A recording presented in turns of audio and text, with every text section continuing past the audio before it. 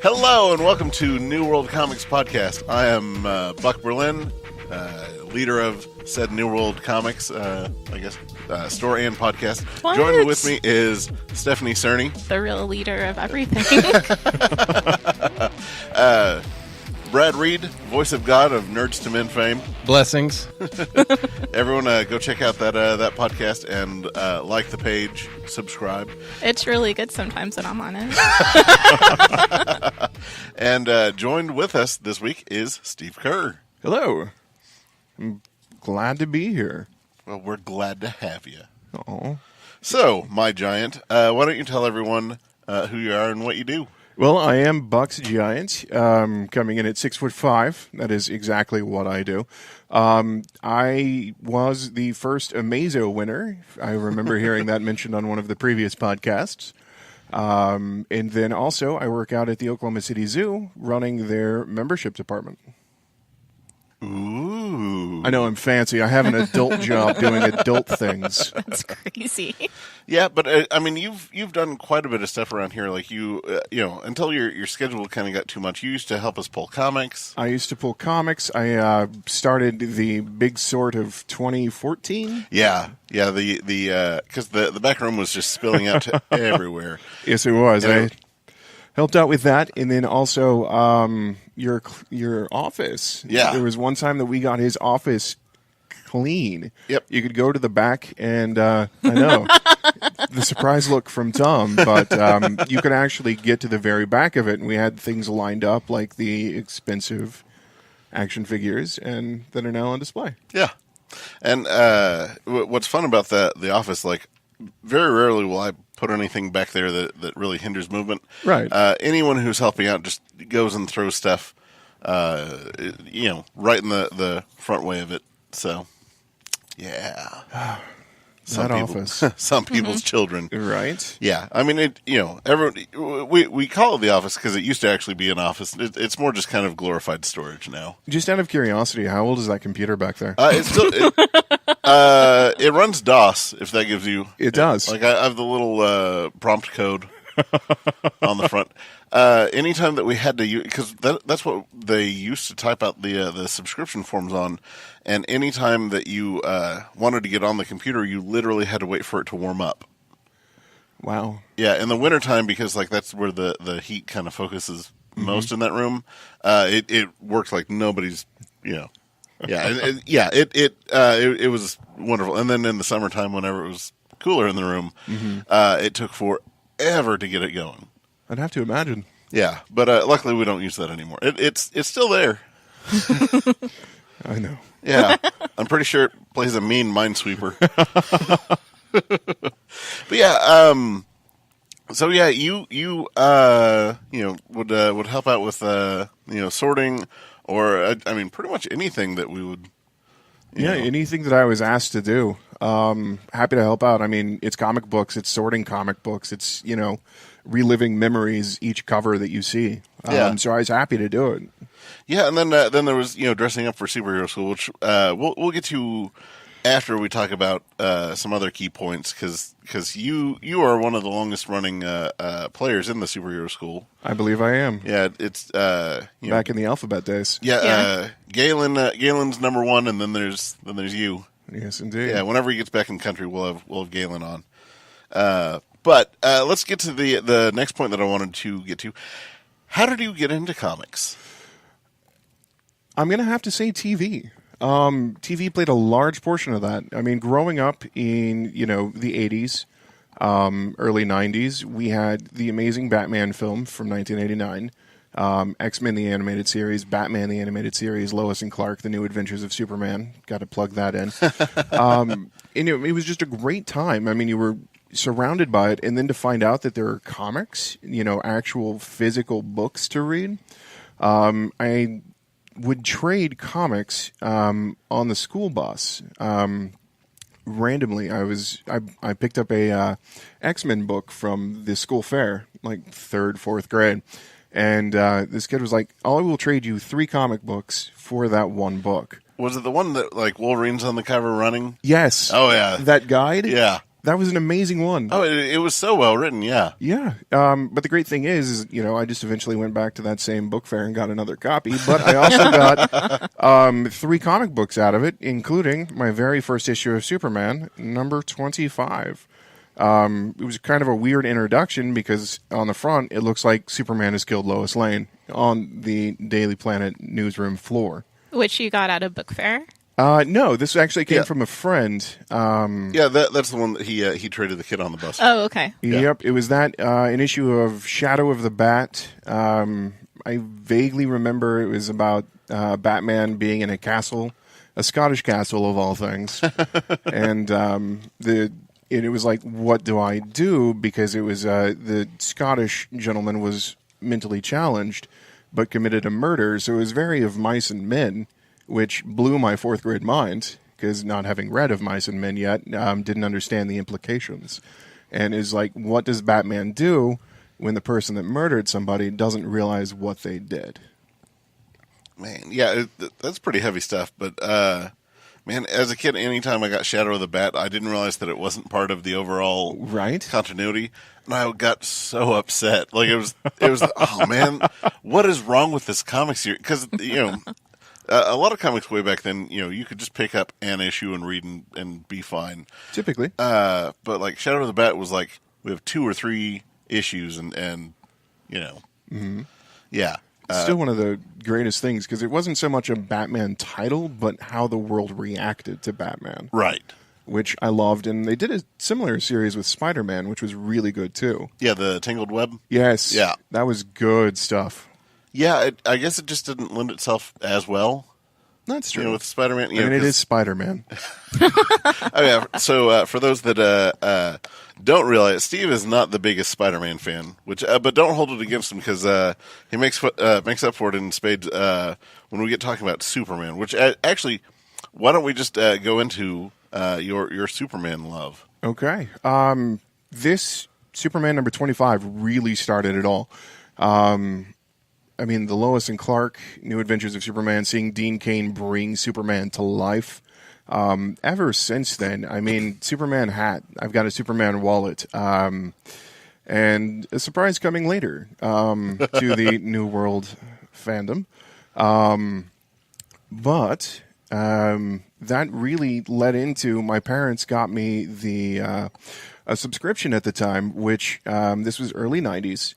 And for those that don't remember, Superman featured the Superman emblem on his cover, and they would tell 52 stories just spread out over the year. There was one Superman comic for every single week. And so I had the subscription for years. It was a Christmas present or a birthday present from my parents. I'm not sure which. But there was a brief overlap in that this is the little emblem. I missed an issue, which actually brought me into New World Comics for the very first time to pick up this issue.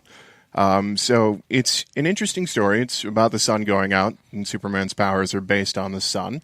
So it's like, how is he getting by without his powers? But I had to find out what was going on. So my dad actually, driving by one time, found this place, and I came in and picked up my missing issue. And since then, I've been a pretty regular customer, and that was back in 1996. That's about the time that I started coming here regularly, too.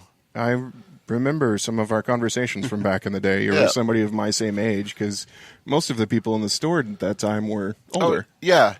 You know, when I first started coming around, like, we were definitely a rarity. Oh, yes. Like, it was all, older white guys that were, 30 to 50. Yes. And that was pretty much it. Very much that. Yeah.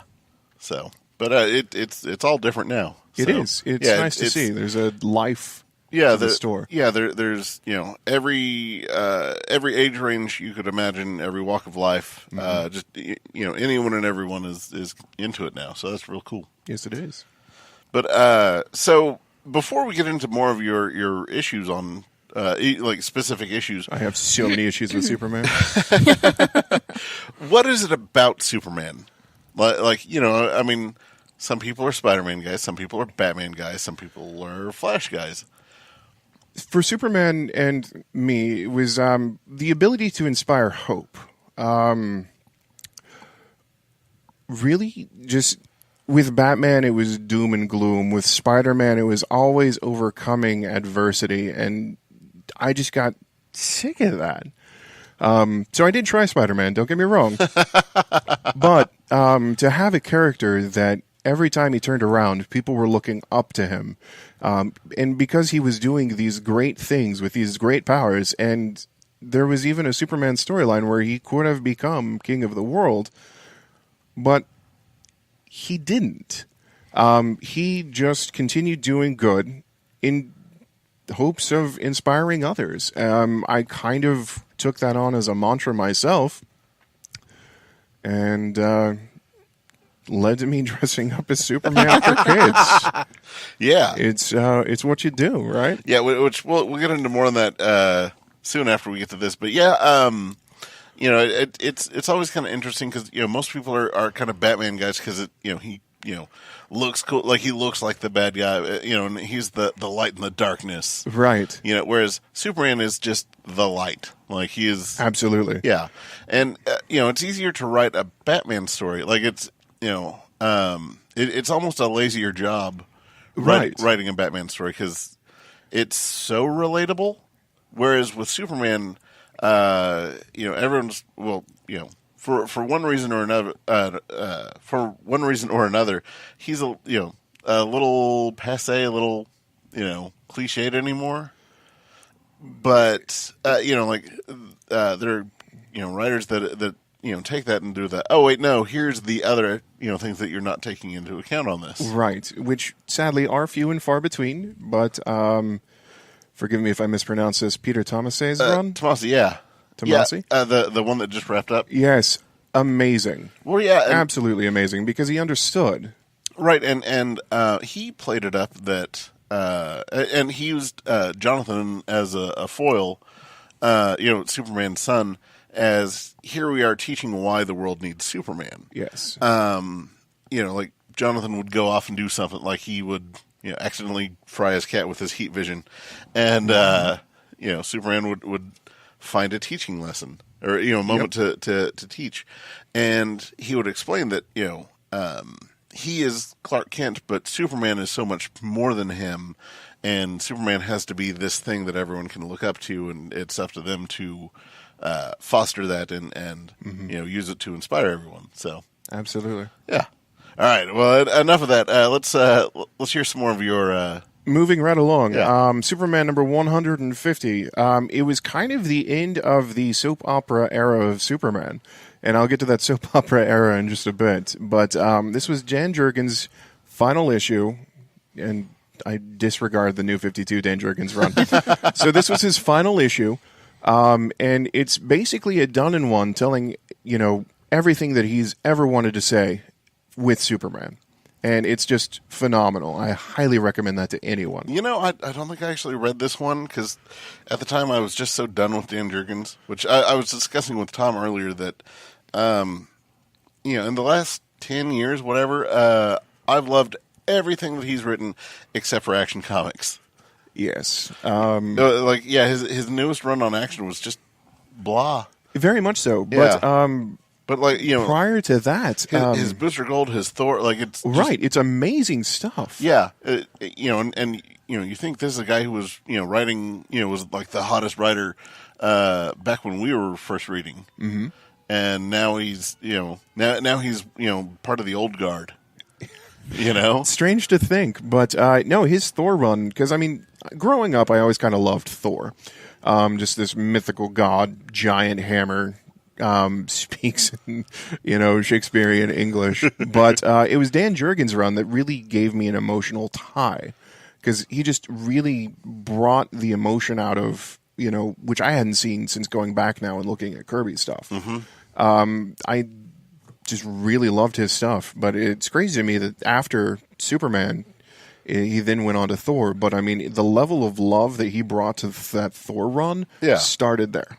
Really? Okay. Yes. Well, I'll go back and read some more 90s Superman. Moving right along to 90s Superman. This was the basically the pinnacle of the soap opera Superman. Lex Luthor was on trial for, Lois Lane and Clark Kent had collected enough evidence to bring him to a jury trial. But during the middle of this jury trial, Lex Luthor had a clone made of himself, Lex Luthor 2. Do you remember this? Oh, yeah, redheaded the redheaded clone. And it turns out that they were pinning everything Lex Luthor's defense on this redheaded clone that was losing his sanity. It wasn't the actual Lex Luthor. It was just this clone. Who went around as Lex Luthor Jr. Right. Yeah. And so the fall of Metropolis was Lex Luthor Jr.'s final act of revenge. He launches missiles. You can see in the cover, that's the Daily Planet globe hurtling down the street at Jimmy and Lois with Superman trying to stop it. And then Lex eventually takes in the Matrix suit that regenerated Superman from whenever he died, and went toe-to-toe with Superman in this Kryptonian battle armor. So, crazy, bonkers Superman, but it's amazing, and probably my favorite arc that took place in the actual series itself. Yeah. Now everyone's gone to sleep. They're like, Matrix suit. Right? I'm sad that we didn't include that in the play. Yeah. Oh, we got the play. Yeah. Man, should we include the link to the play? Oh, it's on the YouTube channel. Well, I don't know. Brad, voice of God, what do you think? I think we should find it. All right. Well, then you'll find the link to it right here. It's at any given moment, it's our favorite thing that we've done or our least favorite thing. No, seriously, like depending on what we had to eat that day, or if we slept the night before. Yeah, we're all like, it was so much fun. So it was amazing. And then we'll look back and we're like, what were we thinking? I mean, it was thrown together in 2 weeks. Or it was 3 about weeks? 2 weeks 2 because weeks. it included costume builds and an actual rehearsal. Yeah. Which we rehearsed twice before it. Yes. Yeah. Which we should have done like 4 or 5 times. Yeah. I agree, but thinking about it now, I think it would be a lot of fun if we did like a director's commentary on the thing. Just have that playing while we provide insight and feedback, and that was a terrible idea. But it was fun. Yeah, there were parts of it that were pretty awesome, and then there are parts that, were terrible. I mean, the subject matter that we pulled from, most of that's verbatim. Oh, yes. Like, I reread all the comics, and all the dialogue that's in it, for the most part, is either exact or pared down and paraphrased. Oh, yes. Yeah. Flowers as Luthor Jr. was some of the best stuff. Yeah. Oh, and George's, I'll stop Doomsday with my face. Yeah. Oh, anyway, let's move along. We'll talk about superhero school stuff right after this. But, all right. Yeah. Real quick, Superman number 155, Jeff Loeb and Ed McGuinness. Ed McGuinness draws one heck of a Superman. It's almost anime style, but it really just fits for him. And this is an issue where Superboy is having some issues, so Superman takes him out to the Kent farm to, get a lesson down on the farm.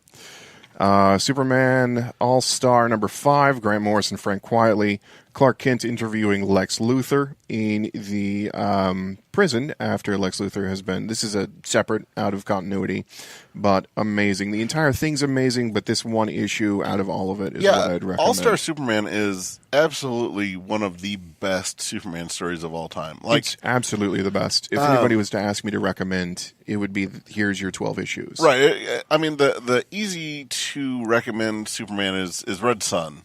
Like that's the one that everyone kind of goes to because it's an alternate Superman story, and it's really the last 3 pages of that makes it one of the most genius Superman stories of all time. Because up until then, it's good, but those last 3 pages make it one of the best constructed Superman stories of all time. It really ties it together. Whereas the All-Star Superman series, Grant Morrison has this deep love of Superman that you have to read 4 or 5 times to really understand, oh my God, he included that. He really meant this when he was saying these things.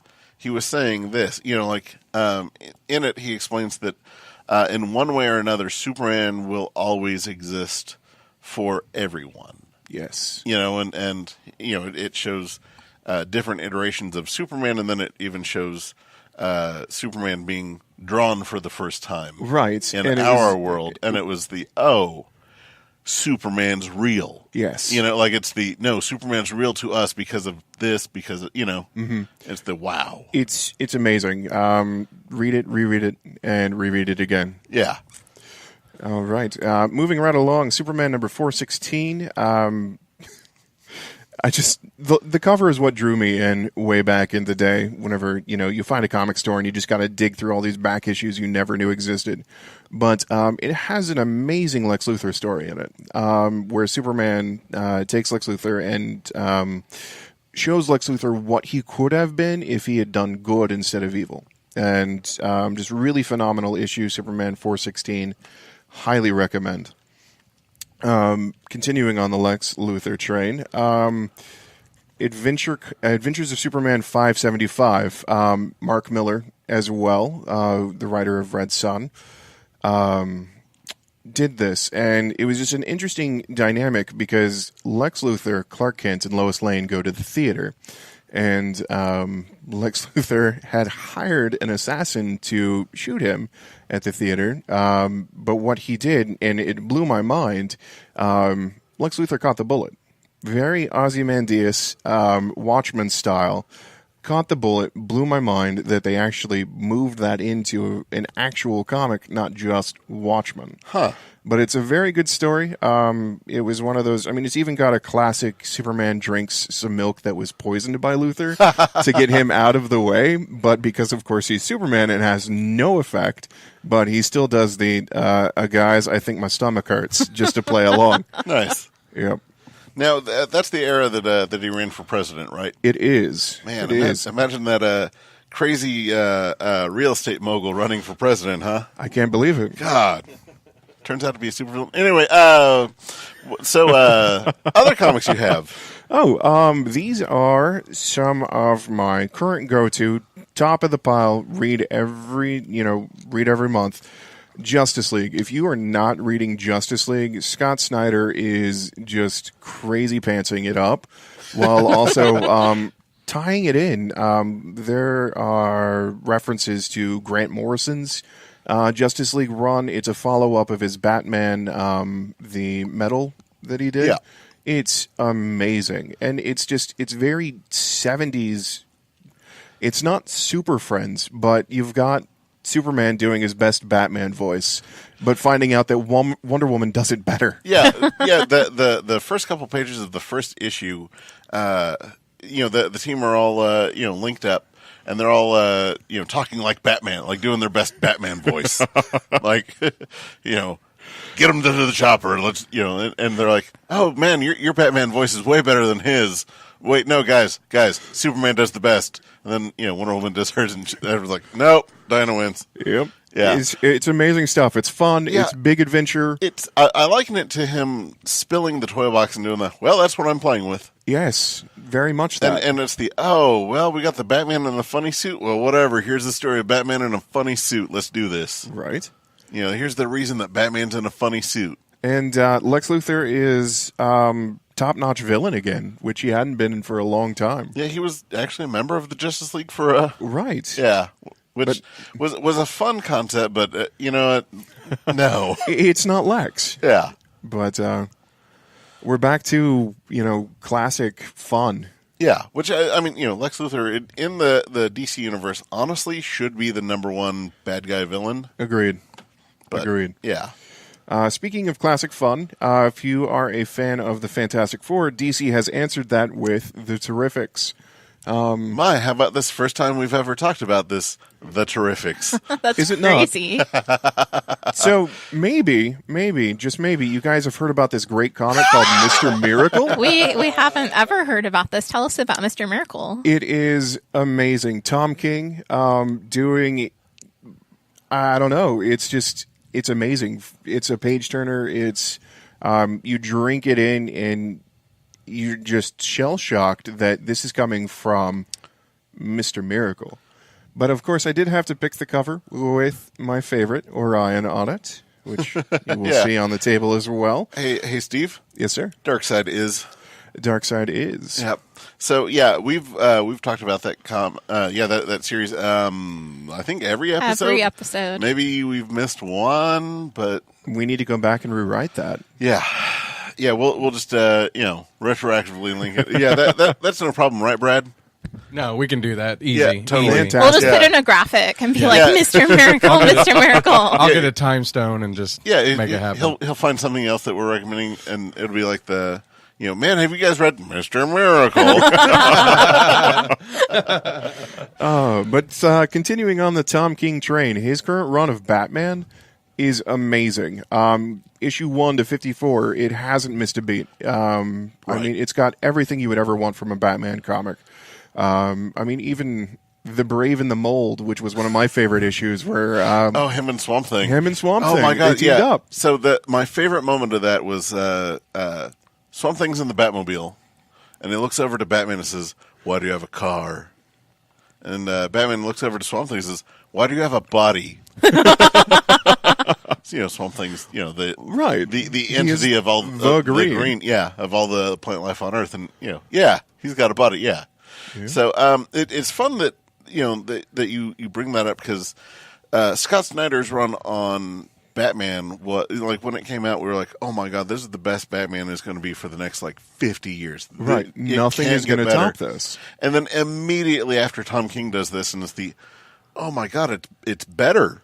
Right. I still love the old stuff. I absolutely love the old stuff, but it's better. And then Scott Snyder goes off on Justice League, and it's oh man, how much more of a perfect fit can we get on that? Right. I was shocked whenever they said Scott Snyder, because he'd always written these dark and gritty Batman stories. Yeah. And just there is some of that because, of course, you have Batman on the team, but all of the other players.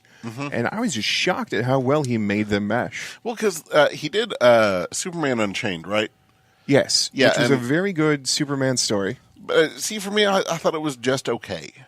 Like the very first issue, it was a different Superman, of course. The very first issue was kind of the only time that Superman really did anything super. Yeah. Right. But just the moment of him calculating, how to hold this building up as it's crumbling. Yeah. That was amazing, and gave you some insight into which you don't normally get, other than I'm going to do some good, because of course there are a lot of lazy Superman writers. Just what his method of thinking and what he's trying to do by doing what he's doing. Right. For me, though, Superman Unchained, the World War II aspects, and that Superman maybe wasn't the first alien to land, was kind of an interesting dynamic, because Superman, New 52 again, is meeting this older, just more powerful, more experienced Superman. So just seeing their conflict was fascinating. Interesting. Yeah. I read it and liked it, but I just didn't love it, because Same. It's not on my shelf of, I have my very own, picture of, what is Superman continuity. It's not in there just because, unfortunately, the New 52 was not that great.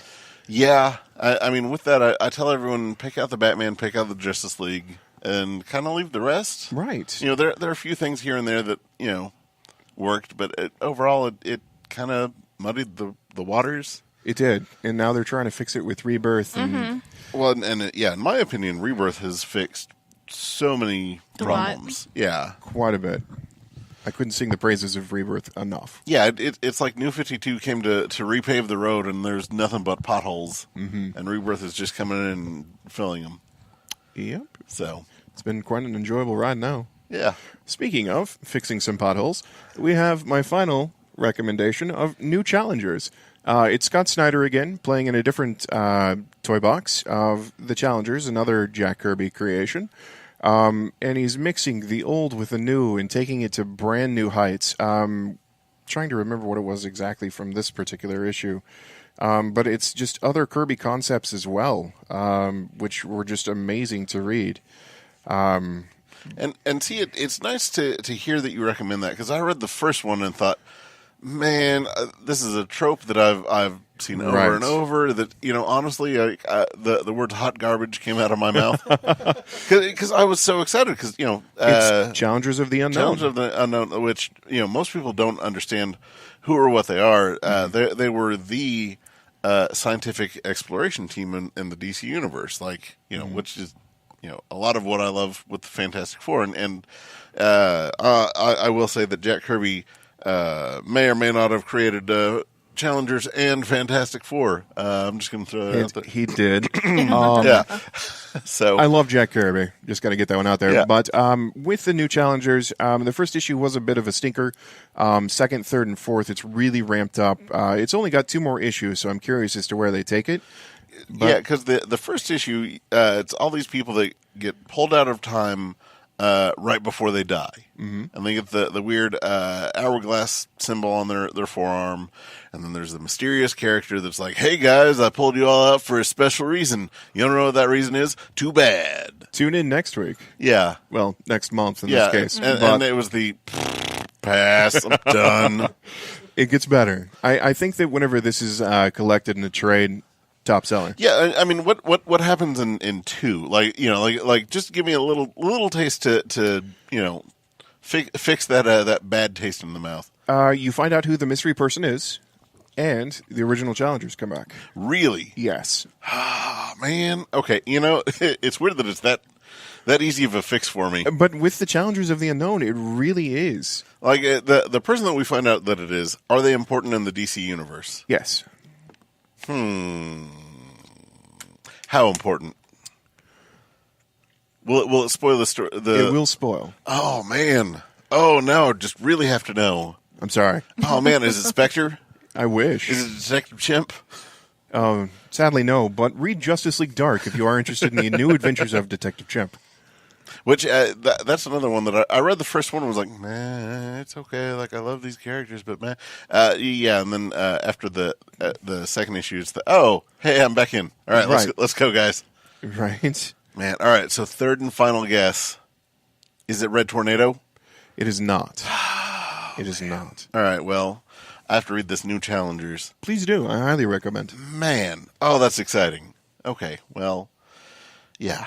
Okay, I will get right on that. Let's talk about your superhero school involvement, Okay. because you were one of the original people. Like it was you, Amy, Koji, and Galen. Oh, man. I almost forgot about Amy and Koji, but yeah. Yeah.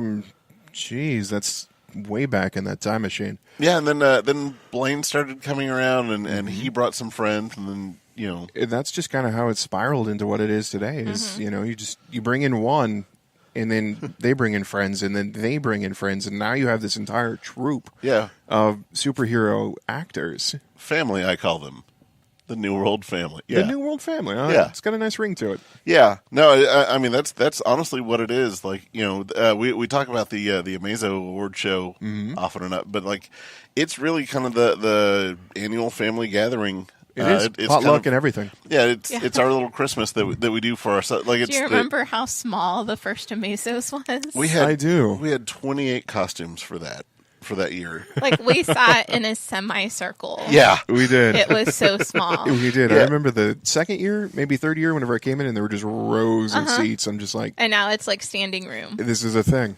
yeah. So I guess for those that have absolutely no clue of what we're talking about, we do the superhero school every week or every other week here at the store, and I get my friends to dress up and act like superheroes or supervillains, and we all have a real good time with it. And it's kind of weird how close everyone gets, because you're doing acting and improv and just so much other stuff that you rely on everyone, and you're vulnerable with everyone. You have to have a level of trust that if you drop the ball with a particular character or a particular line, somebody's got to be there to pick it up. And I feel like, the superhero school group does. Yeah. And not even just that, like there's, having to change or last minute, Right. fix a costume or, trusting someone with hot glue near your sensitive areas or safety pins. Or staples. Yeah, or staples. Yeah. Oh my God. Yeah. We'll get to that. But so it's the Amazos are kind of my way of saying thank you to everyone at the end of the year, where I give out awards for like best costume, best performance, best ensemble, worst costume, which a lot of the like everyone naysays the worst costume, but since I make most of the costumes, Right. I'm happy to give it out to whoever wore the worst costume I made. Right. Like, thank you for putting up with this horrible thing that I made. You did a fantastic job doing Right, it. and the trophies are cheap, but they mean so much to everyone. They do. It's crazy. Like you have all yours in your office, right? They're actually currently in the home office with pictures and Funko Pops of those particular characters. Oh, that's awesome. That's Yes. so cool. But yeah, and I know that Carrie and Dre have all theirs, that kind of stuff. But yeah, it's a really neat night where it's kind of like our Oscars, I guess. Yeah. It's very similar to what, It really is. we need a red carpet. Let's worry about the current one we have. So, but yeah, we all get to vote on which costumes we think deserve what category. And the very first year that we did this, we had 28 costumes. Mm-hmm. 28 different and we were like, man, that's huge. Right. How are we going to do this? Yeah, the voting has gotten a lot more complicated. Yeah. Indeed. Yeah, and the first year I took actual Amazo Figures. for Or the those Super Adaptoid. so for those that don't know who Amazo is, he's the DC villain who can mimic all the Justice League's powers. So we're like, oh, well, that's perfect for Right. Somebody that wears, I think my number was 13 or 14 Yeah. costumes. That first year that we did the awards, and we capped it off by putting me in an Amazo costume. What one of the thing was that Happy Ticks Giving. I did. Where we dressed you up as the tick, and it was horrific. It was. Yeah, which we haven't done many pictures for this one, which Brad's like, whew, thank God. Now we're doing all the pictures. So Right. All you of can them, find like a that line of picture pictures. here. I hope.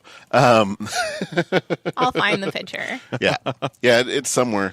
But yeah, and then after that, we really got serious with that because we started off doing A is for Avengers, B is for Batman, C is for Captain America, D is for Daredevil and Electro, and Yes. it got clunky real quick. Right on down the line. Yeah. Z for Zatanna. Yeah, and I remember we were like, we're never gonna have Electra because she's an assassin. We're not gonna teach kids about assassin. Yeah. Right. We've had her 4 times now, but we found out that parents are like, no, you can say assassin in front of kids. Like it's a real thing. Kids are gonna find out one way or another. Like bombs in their necks. Yeah. Oh man, yeah.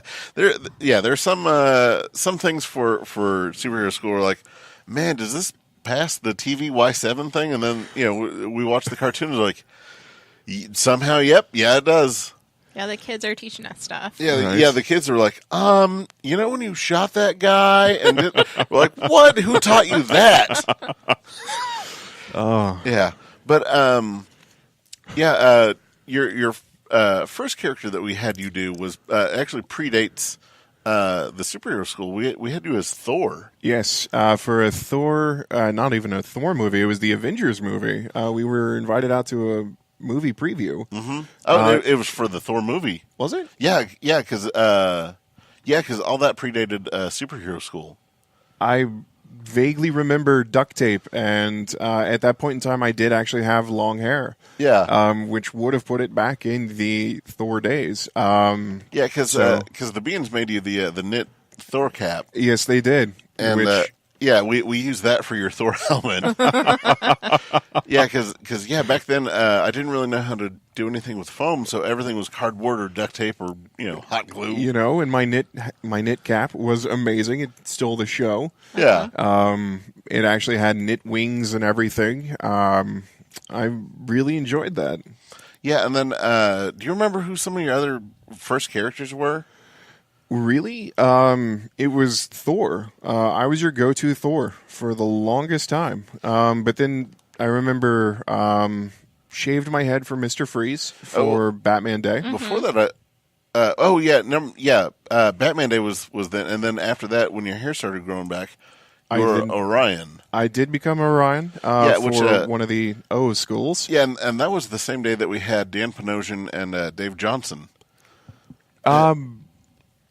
I don't think it was, no, it was the same day, but no, because Red Tornado was that day, right? But they put on your they put on that amazing Orion helmet made out of cardboard. Yeah, but, which I should have pictures of here. That's Dan Johnson wearing an Orion helmet, or Dan Panosian. Like we have pictures of each of them. Yes, yeah. And I actually have a Dave Johnson Orion sketch from him. Awesome. Oh, wow. If you have a picture of it, we can post it right here. Here. Brad's like, you guys, you're jerks, making me work on this podcast. I will find that. But no, that was those early days. I remember we had the kids doing activities too, and then Thor throwing his hammer. Yeah. Having the kids, be worthy and throwing my hammer at a target, and that was an interesting morning, that's for sure. Yeah, we as soon as we surpassed 30 kids, we were like, maybe we shouldn't have kid activities with all these, and it got to be a little bit too much. Yeah, I think what really killed it was when the start of the end of the activities was when Jerry got stabbed with a kryptonite. Right, if a child finds a kryptonite hunk of rock, of course they're going to go after right. And then the final nail in the coffin there was the time that Ultron started getting jumped by all the kids. Oh, that was pretty bad. Yeah, jumped by all the kids or jumped it specifically by? It was the instigator, and then like a couple other of the kids. Oh, that was a mess. Yeah. Poor Ultron. Was that McMurphy? Yes. Yeah, Zach. Yeah, Zach was our Ultron, which he handled it well because he could take it. He could take a beating. And halfway through, he the kids just kicking him while they're lifeless. Because Ultron had just been shut down. Right, deactivated. Yeah. Good time to kick somebody when they're down. Right. Right. So then we are super. Yeah. So then like mid kick, he looks up and goes, "Roar!" And then that girl that was kicking him just looked over and tears were just shooting out of her eyes. She was like, "I'm not having a good time. Let's go." I was like, "Justice." Right. Yeah, but most of the kids that come to these things are just amazing. They're awesome kids. And then she was something else. Yes. Yeah. But yeah, so one of my favorite moments involving superhero schools when I came to you and said, "Hey, Steve, what do you think about being Superman?" that was, you don't ask Superman's biggest fan an opportunity to be Superman, especially whenever you're like, and we'll even make you a costume. And I'm just like, already sold. Yeah, because again, this is the cardboard duct tape days, so I foot the bill to right spandex costume, Superman emblem, like hand sewn, everything was cape. It was awesome. Unfortunately, lost to time. That Superman costume is. I believe I lost it at the State Fair. Believe it or not. Oh my God! After the first con. Really? Yes, after the first New World Comic Con, because. The next time that I went to be Superman, I found my Superman boots, and the cape and the red underwear were rolled up in one. The other boot was empty. Oh, that's right. Because I had to remake the S super last minute. Yep. And, that's stuck to the back of the door beneath the poster. Is it? Yeah. I haven't noticed. Well, I hide things around here. There's I think I'm at 214 Spider-Man figures hiding in the store. Wow. Yeah. So if anyone ever wants to play hide and seek, Spider-Man, that could be a fun game. Yeah. They're some are glued underneath shelves, some are hiding in plain sight, some are like the oh my God, I didn't realize. Yeah, that there's a Spider-Man figure. Yeah. That would be a fun activity for Spider-Man Day. Yeah. Well, should they ever have one. Yeah. But by then I'd have to tell everyone where they're. That's true. You'd have to reveal. Yeah. I never flat out tell anyone where anyone where any one of the figures are. I'll leave it open for everyone to find. So, but yeah, I don't know. Any other superhero school stuff you want to?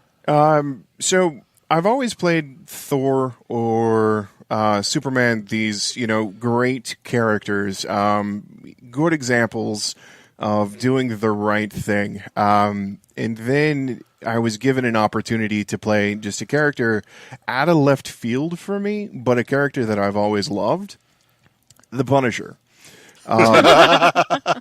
Yeah, which we were like, okay, we can trust Steve to play the Punisher and not like Right. Death, kill, those things were off limits. Yeah. So, coming up with creative ways of saying that your family had been gunned down in a mob crossfire, interesting nonetheless. But it was the first time that kids were actually intimidated by me. Which you didn't have a gun, like there, you know. Yeah, like it was just you in the trench coat and the shirt. I do take that back. I did have like a shiny shotgun, but it had like the big orange tip and everything. Well, and I was like, you only keep it at your side. You never lift it. You never, right? Like we have the rule with all of our customers. You never point a gun at any of the kids, right, or each other. But it's just never done. Yes, but this was like maybe a year into superhero school. I'd done Thor a few times. I'd done Superman a few times, here or there, Orion, but face covered. But with Punisher, we just slicked back my hair. Yeah, and threw on a scar. Well, yeah, I took a Sharpie and I wrote my thumbs together with it, to get it to where I could smear it. And I darkened slightly underneath your eyes and then gave you kind of heightened cheekbones. Yes, which kind of gave me like a skull thing, but very subtle. Yeah, I mean, you wouldn't really look at you and do that. Oh, he's got markings on us. It was right. It was so very subtle. Shadowed. Yeah. Yes. But Buck, you tell it better than I do. The kids' reactions. Yeah. So he comes out and like there's this quietness that came across the kids because they're getting pretty rambunctious and all of them just sat up straight and were like, pardon me, sir. I have a question for you, sir. And this was during the more rambunctious days of the kids too. Oh, yeah, Yes. yeah. And all of the kids called you sir. Yes. It was just. But after the school, whenever we're meeting all the kids, getting pictures and everything like that, a parent actually came up to me after taking a picture with me, looked at me like 2 or 3 times, and was like, "You're Superman." Yeah. Oh dear God, you're the guy that plays Superman. Right. I mean, if you take a picture of me as Superman here and a picture of me as Punisher here, it's night and day. Yeah, it was pretty amazing. It was a great transformation. Oh yeah, but yeah. When the adults couldn't tell, it was we're doing something right. We did it well. So I think that the worst costume that I ever made you put on was Hellboy.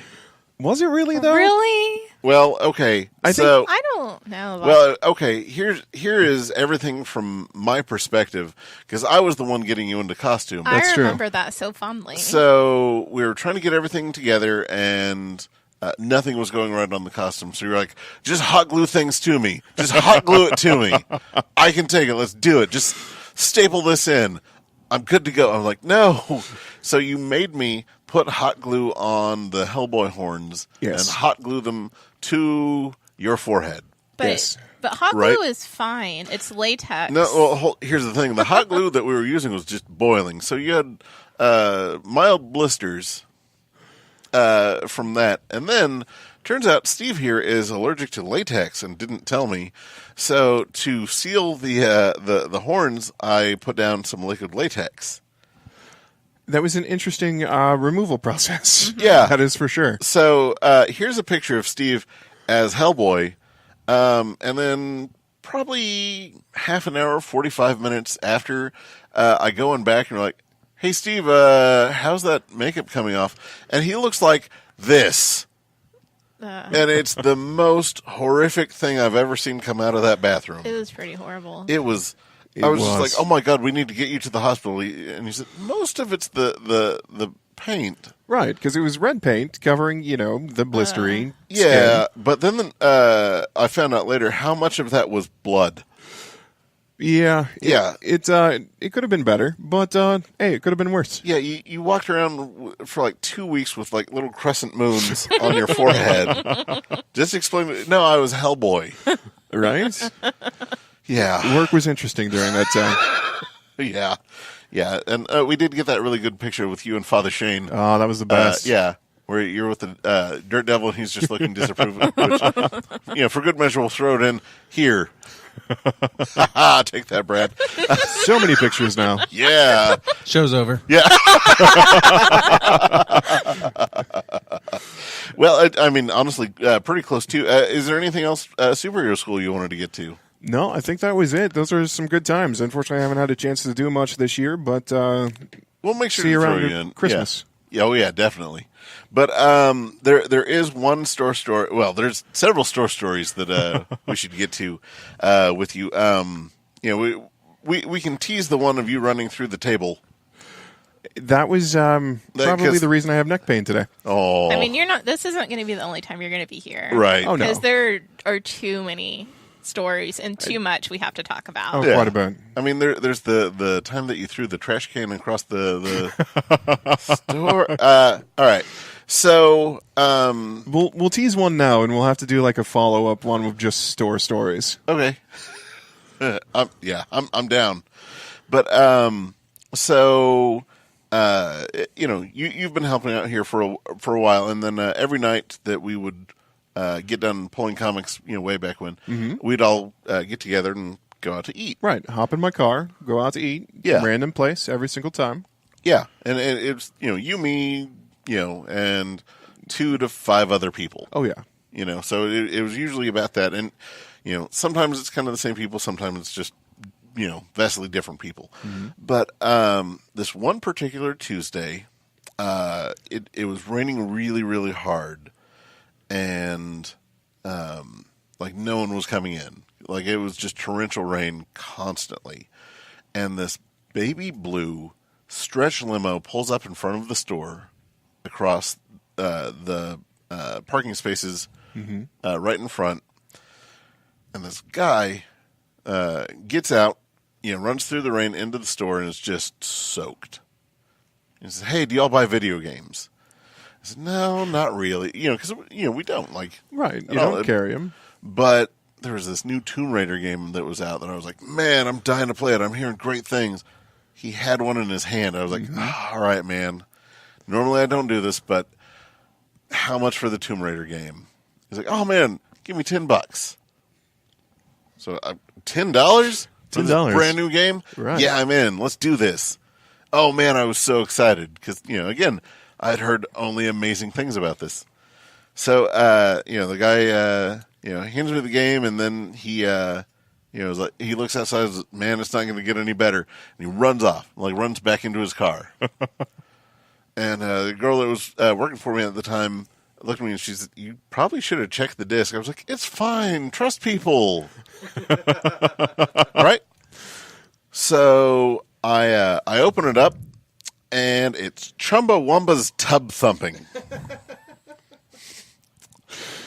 I was so mad. Oh, yes. Oh my God. Oh man, the not family-friendly words that were coming out of my mouth. Oh, yeah. Oh, my God.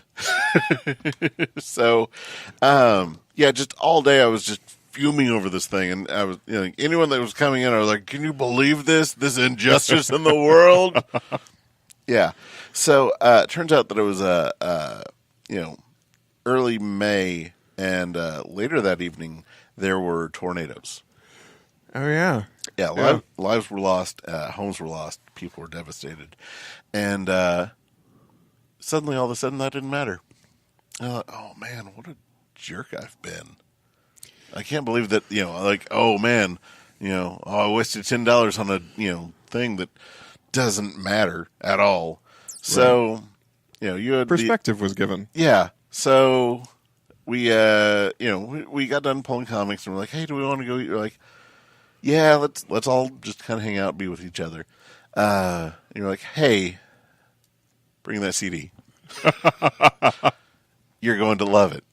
So, for the next 2 years. 2 years, you had to get your money's worth. Every week. Because, you were gracious enough to always drive. For 2 years, every week, you would play Chumbawamba's Tub Thumping on repeat. On repeat. Yeah, as loud as we could.